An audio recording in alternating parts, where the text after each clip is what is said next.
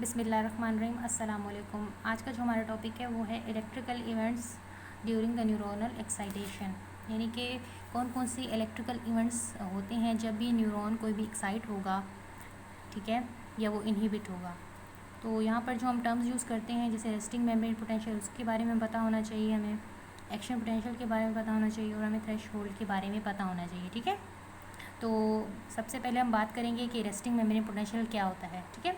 Resting membrane potential होता है कि ये वो पोटेंशियल डिफरेंस होता है, ठीक है, जो मेम्ब्रेन की अक्रॉस एग्जिस्ट करता है जब मेम्ब्रेन कोई भी नर्व इम्पल्स ट्रांसमिट नहीं कर रही है, कंडक्ट नहीं कर रही है, यानी कि रेस्टिंग स्टेट में जो भी मेम्ब्रेन के ऊपर जो पोटेंशियल डिफरेंस एग्जिस्ट करता है उसे कहते हैं रेस्टिंग मेम्ब्रेन पोटेंशियल, ठीक है।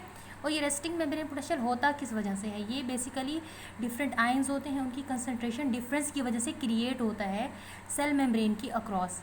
तो रेस्टिंग मेम्ब्रेन पोटेंशियल की अगर हम बात करें न्यूरॉन इन द CNS, यानी कि CNS में जो न्यूरॉन्स होते हैं वहाँ पर उनका रेस्टिंग मेम्ब्रेन पोटेंशियल कितना होता है? तो वो -65 मिली वोल्ट होता है, ठीक है। अगर हम बात करें कि ये -65 मिली वोल्ट क्यों है, ना ये ज़्यादा नेगेटिव है ना ये ज़्यादा पॉजिटिव है, यानी कि एक एवरेज वैल्यू है। अगर हम स्केलेटल मसल फाइबर्स को जो नर्व्स इनर्वेट करती हैं उन न्यूरॉन्स का क्या होता है, रेस्टिंग मेम्ब्रेन पोटेंशियल होता है -90, जो कि बहुत ज़्यादा है, ठीक है। ये इसका फ़ायदा क्या है? इसका फ़ायदा ये है कि ये हमें कंट्रोल करने में मदद देता है कि डिग्री ऑफ एक्साइटेशन इनहिबिशन, ठीक है। अगर ये बहुत ज़्यादा नेगेटिव होगा तो हमें बहुत ज़्यादा टाइम लगेगा इसको डिपोलराइजेशन तक ले जाने के लिए, ठीक है। अगर ये बहुत ही कम होगा इसका, यानी कि बहुत पॉजिटिव वैल्यू होगी इसकी, ये बहुत कम नेगेटिव होगा, तो ये तो हर वक्त एक्साइटेबल स्टेट में रहेगा, ठीक है। तो ये कंट्रोल प्रोवाइड करता है ताकि हम degree of excitability of neurons को कंट्रोल कर सकें, ठीक है। ये बहुत इंपॉर्टेंट फिनोमेना है हमारा एक्साइटेशन और इनहिबिशन का, तो ठीक हो गया। और हमें जिन आयंस की कंसंट्रेशन को याद करना है रेस्टिंग मेम्ब्रेन पोटेंशियल और एक्शन पोटेंशियल के लिए, वो 3 मेजर आयंस हैं, ठीक है, कि सेल के अंदर उनकी कंसंट्रेशन क्या है और बाहर क्या है। तो अब हम बात करते हैं, ये हमारे पास आयंस हैं, ठीक है। सोडियम की जो कंसंट्रेशन है सेल के अंदर वो बहुत कम होती है, ठीक है, 14 मिली इक्विलियन पर लीटर, और सेल के बाहर सोडियम ज़्यादा होता है। सेल के अंदर कौन से आयन ज़्यादा होते हैं? उनमें से हमें याद करना है कि potassium, cells are the bags of potassium that are floating in the sea of sodium. Cell के अंदर जो आयन ज़्यादा होगा वो होगा पोटेशियम, जिसकी जो वैल्यू दी गई है गाइटन में वो है 120 मिली इक्विलियन पर लीटर, ठीक है। और बाहर ये बहुत कम है, 4.5 मिली इक्विलियन पर लीटर। और क्लोराइड भी बाहर ज़्यादा है, जहाँ सोडियम होगा वहाँ क्लोराइड होगा, ठीक है। तो अब बात करते हैं कि देखें, जब सोडियम बाहर है तो ये बाहर से अंदर आने की कोशिश करेगा, कोई फोर्स है जिसको इसको अपोज कर रही है, ठीक है, उस फोर्स को हम कहते हैं नर्व्स पोटेंशियल, वो मैं आगे बताऊंगी आपको, ठीक है। और एक और चीज़ है जो इस मेम्ब्रेन को की स्टेबिलिटी को बरकरार रखती है, वो है सोडियम पोटेशियम एटीपेस पंप, ठीक है। सोडियम पोटेशियम एटीपेस पंप का ये काम होता है कि जो भी सोडियम सेल के अंदर आता है उसको बाहर फेंकता है, और जो भी पोटेशियम सेल के बाहर है उसको अंदर लाने की कोशिश करता है ताकि मेम्ब्रेन स्टेबल रहे, ठीक है, उसका रेस्टिंग मेम्ब्रेन पोटेंशियल बना रहे। ये हो गया। नेक्स्ट हम बात करते हैं नर्व्स पोटेंशियल क्या होती है। जैसे कि मैंने बताया कि कोई भी आयन है जो जिस बाहर ज़्यादा होगा तो वो ज़्यादा से ज़्यादा वाले एरिया से कम वाले एरिया में जाने की कोशिश करेगा, जो कि एक लॉ है, डिफ्यूजन जिसे कहते हैं, ठीक है। अभी नर्व्स पोटेंशियल क्या होता है? ये पोटेंशियल होता है जो अपोज करता है मूवमेंट ऑफ आयन को, उस आयन की मूवमेंट को अपोज करता है। ये सबसे ज़्यादा इंपॉर्टेंट है, इसका जो फार्मूला है वो है EMF, यानी कि नर्व्स पोटेंशियल, ठीक है, +-61 multiply by the log and concentration inside divided by concentration outside, यानी कि उस आयन की कंसंट्रेशन सेल के अंदर कितनी है और सेल के बाहर कितनी है, ठीक है। तो ये पोटेंशियल जो होगा ये नेगेटिव होगा पॉजिटिव आयंस के लिए, और ये पॉजिटिव होगा फॉर द नेगेटिव आयन के लिए। अभी हमें जिन आयंस का नर्व्स पोटेंशियल याद रखना है वो 3 आयन है, ठीक है, सोडियम पोटेशियम एंड क्लोराइड। तो नर्व्स पोटेंशियल यानी कि वो फोर्स जो सोडियम को अंदर आने से अपोज करती है वो है +61 मिली वोल्ट्स, ठीक है। And for potassium it is -86 millivolts, and for chloride it is -70 millivolts, ठीक है। इसके बाद हम बात करते हैं कि इनकी इंपॉर्टेंस क्या है। ये जो हमने नर्व्स पोटेंशियल पढ़े इनको याद रखना है, क्योंकि ये बहुत ही इंपॉर्टेंट है, क्योंकि एक्साइटेशन और इनहिबिशन के लिए जो भी साइनेप्सिस पे हो रही होती है।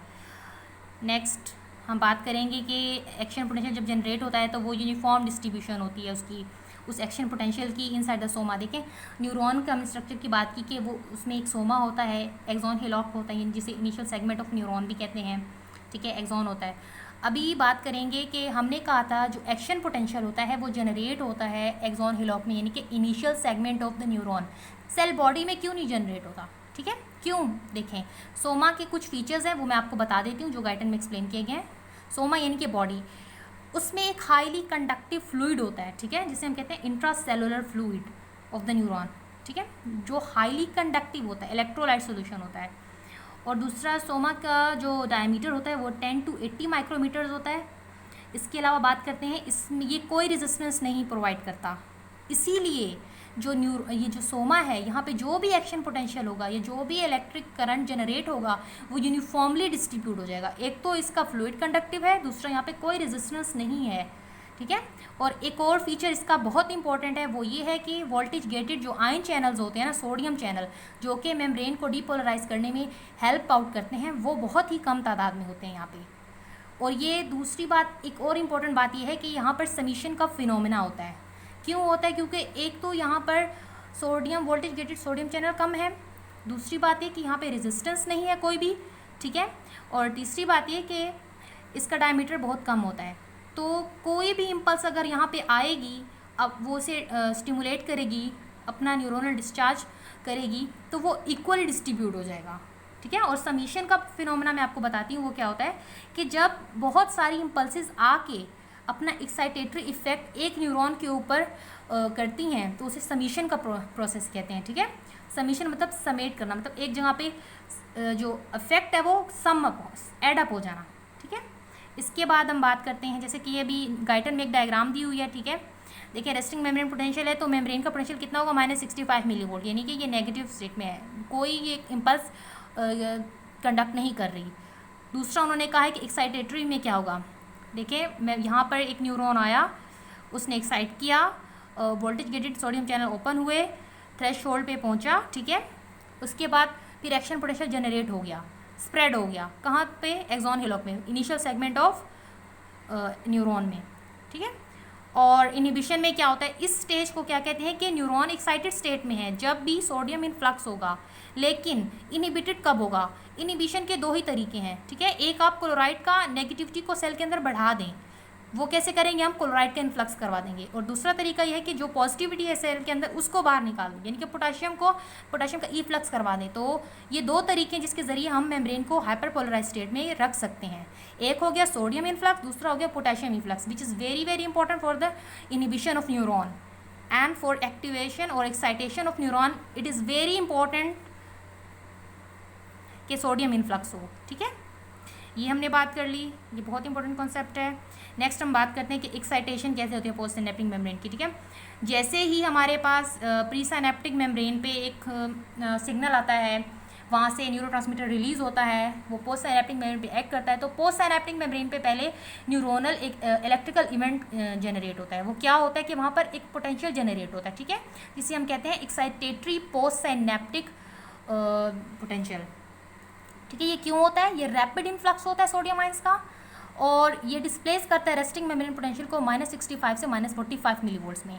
ये ट्रू एक्शन पोटेंशियल कभी भी नहीं है, ठीक है। और ये ग्रेडेड होता है। ग्रेडेड क्यों होता है, देखिए जितनी ज़्यादा एक्साइटेशन होगी, जितना ज़्यादा स्टिमुलस होगा, जितनी स्ट्रॉन्ग न्यूरोनल इम्पल्स होगी, उतना ही ज़्यादा रेस्टिंग मेम्ब्रेन पोटेंशियल क्या होगा, वो डिस्प्लेस होगा, यानी कि नेगेटिव से पॉजिटिव की तरफ जाएगा, थ्रेशोल्ड तक जाएगा। और ये ग्रेडेड होता है। दूसरा ये ऑल और नन प्रिंसिपल को ओबे नहीं करता है। और excitatory post synaptic membrane potential कितना होता है, -20 मिली वोल्ट्स होता है, या इसे हम कह सकते हैं -45 मिली वोल्ट, यानी कि -65 से -45 तक लेके जाता है। इतना मेम्ब्रेन को पॉजिटिव करता है, इतना इसको करीब लाता है ताकि ये चला जाए एक्शन पोटेंशियल तक, ठीक है। अभी एक और बात कही गई है कि एक सिंगल न्यूरॉन पोस्ट साइनेप्टिक पे आकर जब उसे वो इलेक्ट्रिकल एक्टिविटी जनरेट करवाएगा तो सिंगल न्यूरॉन का जो डिस्चार्ज होता है वो इनफ नहीं होता कि वो रेस्टिंग मेम्ब्रेन पोटेंशियल को -65 से -45 मिलीवोल्ट पे डायरेक्टली क्या कर ले, डिस्प्लेस कर ले। इसके लिए एक होता है प्रोसेस जिसे हम कहते हैं समीशन का प्रोसेस, यानी बहुत सारे नर्व इम्पल्सेस आते हैं, वो साइमल्टेनियसली उसको स्टिमुलेट करते हैं और समीशन का प्रोसेस हो जाता है। यानी कि समीशन की दो तरह की टाइप्स होती हैं, एक होती है टेम्पोरल और एक होती है स्पेशियल समीशन, जो मैं आपको नेक्स्ट वीडियो में बताऊँगी कि ये क्या होता है, ठीक है। इसके बाद हम बात करते हैं एक्शन पोटेंशियल क्या होता है, ठीक है। यानी कि जब मेम्ब्रेन कोई इम्पल्स कंडक्ट कर रही होती है उस दौरान मेम्ब्रेन का जो पोटेंशियल होता है उसे हम कहते हैं एक्शन पोटेंशियल। तो excitatory post synaptic membrane potential जो होता है वो मेम्ब्रेन का पोटेंशियल इतना पॉजिटिव कर देता है या इतना बढ़ा देता है कि वो थ्रेशोल्ड तक रीच कर जाए। थ्रेशोल्ड वो पॉइंट है जहाँ पर अगर मेम्ब्रेन का पोटेंशियल रीच कर गया उसके बाद एक्शन पोटेंशियल जनरेट हो जाएगा, ठीक है। अभी इनिशियल सेगमेंट में होता है, मैंने आपको बताया न्यूरॉन के क्यों, क्योंकि वहाँ पर इतने सोडियम गेटेड चैनल हैं कि एक्शन पोटेंशियल जनरेट करवाया जा सके। और थ्रेशोल्ड न्यूरॉन का कितना होता है, -45 millivolts. You need to remember that, okay. So thank you.